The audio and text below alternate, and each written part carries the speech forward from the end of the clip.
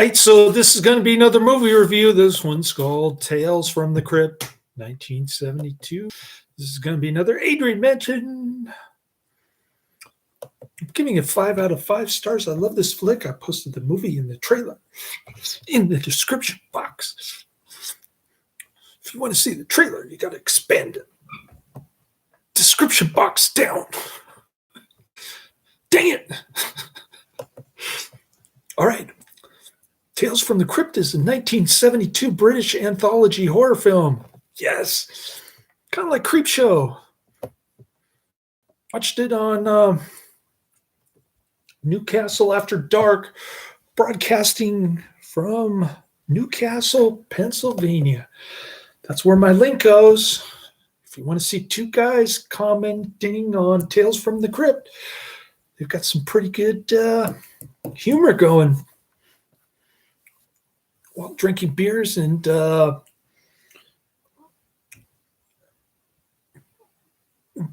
burning one of those cigar things, whatever. All right. It's directed by Freddie Francis. Don't know who that is. It's an anthology film consisting of 5 separate segments based on stories from EC Comics. And I recognized the first one with Joan Collins because it was in the HBO. I think it was season 1. It had Dr. Giggles in it, Karate Man's favorite actor. All right. It was produced by Amicus Productions and filmed at Shepperton Studios. In the film, 5 strangers, Joan Collins, the great Ian Hendry, Robin Phillips, don't know who he is, Richard Green, don't know who he is, and Nigel Patrick in a crypt encounter I don't know who Nigel Patrick is. In a crypt, encounter the mysterious crypt keeper, Ralph Richardson, who reveals himself at the end. Yeah, what a great ending. I showed it to my son, and it was pretty spectacular. The crypt keeper makes each person in turn relive the manner of their death. It is one of several Amicus horror anthologies produced during the 1970s. Okay. I don't know what other Amicus horror anthologies they're referring to, but there are several of them. 5 strangers go with the tourists to view old catacombs. Ooh, they're creepy too. Separated from the main group, the strangers find themselves in a room with the mysterious crypt keeper, Ralph Richardson, who details how each of them may die. I think I like this crypt keeper better than the goofball puppet in the HBO series with the corny puns. And he goes,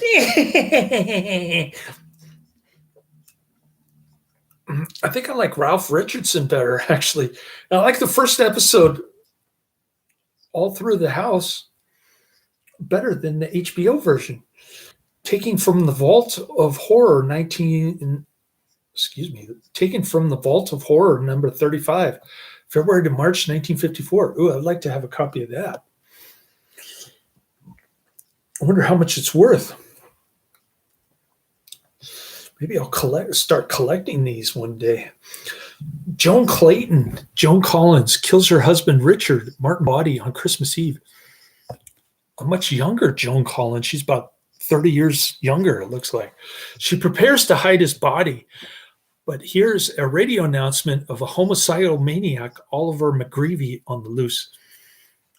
I think I liked Dr. Giggles better as the homicidal maniac. She sees the killer, who is dressed in a Santa Claus costume, outside her house, but cannot call the police without exposing her own crime. That's a point made by the Newcastle After Dark dudes, the two 40-something guys from Newcastle, Pennsylvania. After cleaning up, Joanne finally attempts to call the police with the intention to make them believe the maniac killed her husband. However, her young daughter, Carol, Chloe Franks, believing the maniac to be Santa, unlocks the door and lets him in the house. And you can pretty much guess what happens after that. Reflection of Death, second one, taken from Tales from the Crypt number 23, April to May 1951.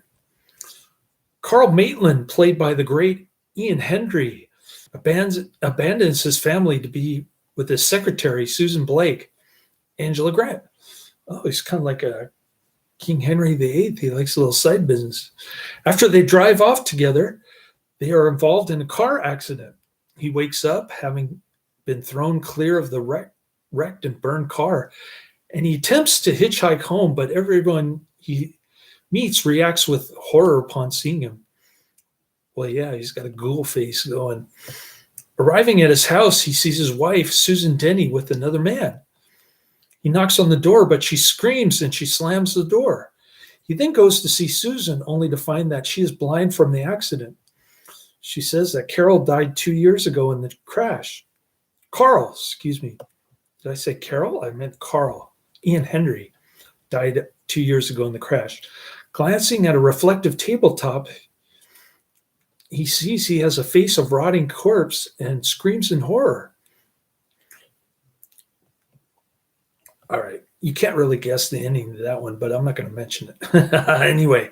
All right. Poetic Justice, taken from The Haunt of Fear, number 12, March to April 1952. James Elliott, Robin Phillips, whoever that is, lives with his father, Edward, David Markham, whoever that is. Across from the out of elderly dustman, Arthur Edward Grimsdyke, played by Peter Cushing. I think they mentioned that his wife died prior to making this, so it's even more poignant, I guess. Great acting by Peter Cushing, by the way. I didn't like him as Doctor Who, though. Anyways, he owns a number of dogs and he entertains children in his house. While both the Elliots are snobs who resent Grimsdyke as a blight on their neighborhood, James strongly detests the old man, and enough to conduct a smear campaign against him, first having his beloved dogs taken by animal control, although one of them returns to him, then persuading a member of the council to have him removed from his job, and later exploiting parents' paranoid fears about child molestation. I want to talk about nosy neighbors. Unbeknownst to James, Grimsdyke dabbles in the occult, and he holds a seance by himself to confer with his late wife. Yeah, I showed my son the dude. Grimsdyke was playing with a Ouija board, and my son goes, my son doesn't like Ouija board. On Valentine's Day, James sends Grimsdyke a number of poison pen valentines, supposedly from the neighbors, driving the old man to suicide. And you can see his legs dangling, actually. I don't know if they're Peter Cushing's legs, but he's wearing Grimsdyke clothes, whoever he is. Exactly 1 year later, Grimsdyke rises from the graves and takes revenge on James. And I bet you can't guess the ending to that one either. Wish You Were Here, taken from The Haunt of Fear, number 22, November to December 1953. A variation on W.W. Jacobs' short story, The Monkey's Paw. Oh. So The Haunt of Fear, number 22, ripped off The Monkey's Paw. I like Monkey's Paw type of stories. I think I watched a short film on Monkey's Paw. I forget the name of it, but it's reviewed on my channel somewhere. And those 2000 something videos. So don't ask me to remember the name of it. All right. Ineffective, ruthless businessman Ralph Jason Richard Green is close to financial ruin. His wife, Enid. Oh, he's a pretty white male swine of a capitalist pig. And he's being punished for making poor financial decisions. It should be the other way around. he should be running like instead of ruthless businessman, it should be idiotic, woke businessman who ran his business to the ground. That would be the story in 2022, but we're in 1972. Things are a little different. We got greedy white male swine of the capitalist pig being punished by the marketplace, which is almost self-contradictory and almost made me irritated. But I'm willing to let it slide because the rest of the stuff is so good. Even Blind Alleys is good. All right. His wife, Enid Barbara Murray, don't know who that is, notices for the first time the inscription on a Chinese figurine in the couple's collection, which grants 3 wishes to the owner. Enid decides to wish for a fortune, and surprisingly, the wish comes true. But Ralph is killed, seemingly in a car crash, on the way to his lawyer's office to collect the money. The lawyer, Charles Gregory Roy Dotrice, don't know who that is, then advises Enid she will inherit a fortune from her deceased husband's life insurance plan. However, when he learns of the manner of the wish granted that she made, he warns her not to wish Ralph back, since he remembered the consequences of a similar story in which a mother wished her dead son back only to be horrified by his gruesome appearance. And she was forced to use the last wish to send him back to the grave. Against Gregory's explicit advice, Enid uses her second wish to bring him back the way he was just before the accident. But he is returned still dead, as his death was due to a heart attack immediately before the crash and caused by fright upon seeing the figure of death following him on a motorcycle. Yeah, I remember that. I remember that figure of death following him on a motorcycle. Where's Karate Man? 4:00. Where's Adrian? Once more, Gregory warns Enid not to make a final wish and just let Ralph rest in peace. As Gregory goes outside to get some fresh air, she uses her final wish to bring Ralph back to life and to live forever. When he comes back inside, he discovers too late that Enid again went against his warning.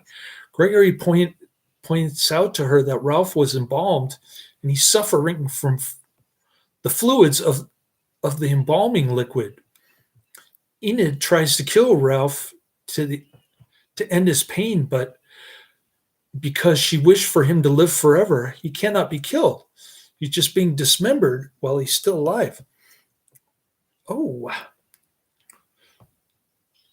that's not a good thing. That's like Barnabas being locked up in coffin for 200 years. That's not good. This is not 200 years. It's eternal embalmment. How do you get that embalming fluid out of his system? Anyways, all right, Blind Alleys. This is the last one. Major Rogers, Major William Rogers, Nigel Patrick. I don't know who that is. I don't know who 3 of these characters are who visit the crypt keeper. It's like they're wandering around this crypt and they just bump into Ralph Richardson, who's wearing this druid outfit or something. Anyways, Nigel Patrick becomes the new director of a home for the blind, and he exploits his position to live in luxury with his German Shepherd dog, Shane, while his drastic financial cuts on food and heating lessens the residents' living conditions. Oh, he's a tightwad. He's a miser like Ebenezer Scrooge. Rogers gets his comeuppance after he ignores the pleas of resident George Carter, played by the great Patrick Magee, playing a blind guy. Does a pretty decent job, I might add. I love Patrick Magee. to both make the living conditions more bearable, and later to get medical treatment for fellow resident Greenwood, who then dies from hypothermia. Carter leads a revolt to subdue the staff before locking Rogers and Shane in separate rooms in the basement, and then they construct a small maze of narrow corridors between the two rooms. After 2 days left to starve, Rogers is released and he's forced to find his way through the maze for his freedom, getting past one corridor lined with razor blades once Carter turns the lights on. But Rogers finds his last obstacle to be something that you can pretty much guess. After the final tale, the Crypt Keeper reveals that he was not warning them of what would happen, but telling them what has already happened. They've all died without repentance.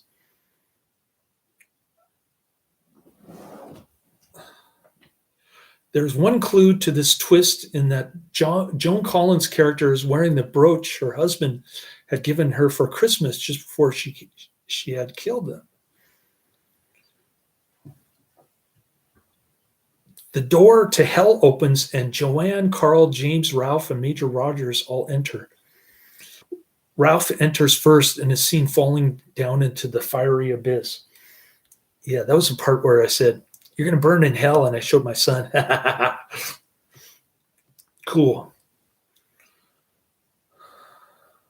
So Milton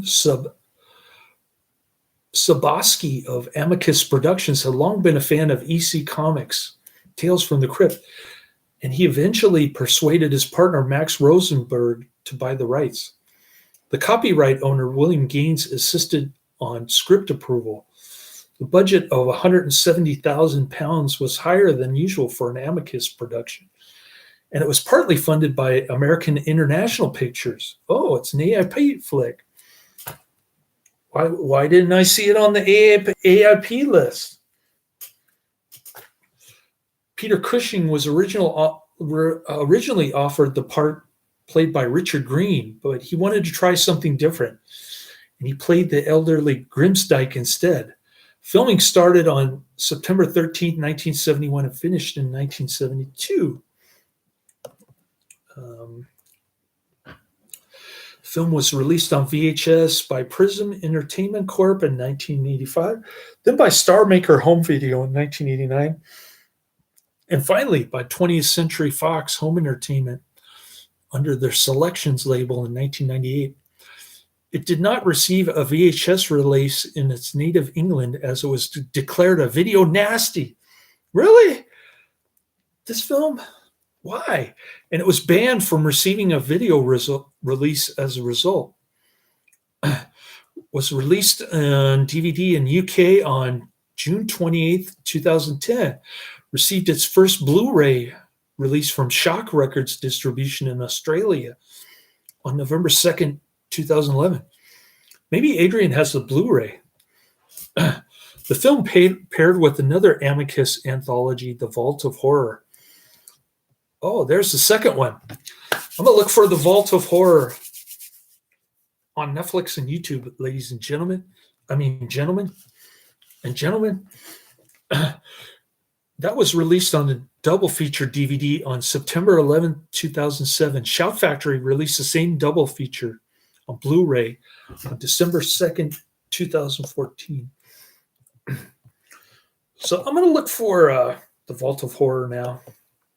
This is highly recommended. Check it out. I thoroughly enjoyed it. I love the organ music in the beginning and the end. You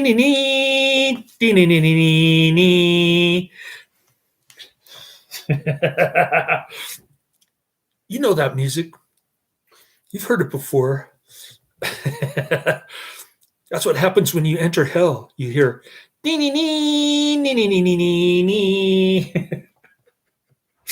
and then you see Ralph Richardson, the Crypt Keeper, and then he throws you in hell. He's like the devil's messenger, Lon Chaney or something. Gotta love it.